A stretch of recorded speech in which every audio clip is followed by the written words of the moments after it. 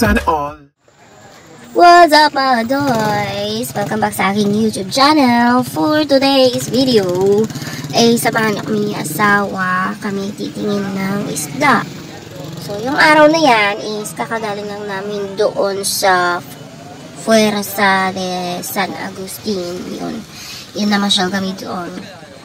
So, check out yun na rin yung video natin na yun is naka-upload na before itong video na to.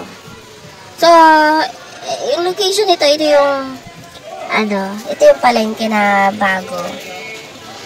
So, dito kami namimili ni asawa ng isda kasi palaging fresh yung mga isda at makakasigurado ka, mura yung mga isda dito, mga kadoys. Walang harong biro. Mura siya, fresh na. Ayan, so, natingin pa lang si asawa ng iyang gustong mabili na isda. At yun nga ang napili ni asawa. So, yung time na yan, pinirito ko lang yung isda na yan. At nagsabaw din kami gawa ng ako ay paalisin. At ako ay pupunta ng Lucena noong mga panahon yan.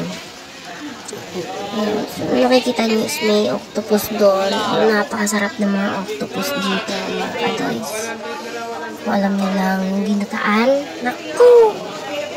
Sarap na sarap talaga kami noon pag nagluto si asawa ng ginataan. So ayan, nakabili na kami. Lalabas na kami uwi. And, ayun, bigla namin naisipan na mag-ice cream muna. So yung ice cream na yan mga kadoys, pag napasyal kayo sa Freedom Park, meron dyan na maliit na stall. Kulay orange yung tindahan nila. Masarap.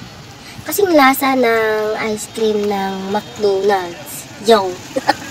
So, yun lang ang ating video for today. Maraming salamat! Bye-bye!